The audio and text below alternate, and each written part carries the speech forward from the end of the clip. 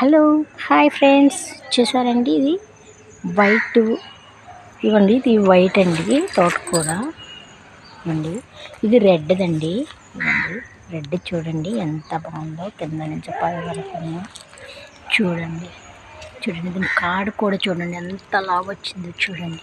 దీని కాడు కూడా వండుకోవచ్చండి. రెడ్ తోటకూర చాలా మంచిది. తోటకూరే మంచిది కదండి, రెడ్ది కూడా చాలా మంచిది. ఇది వైట్ది కూడా ఉందండి మా దగ్గర.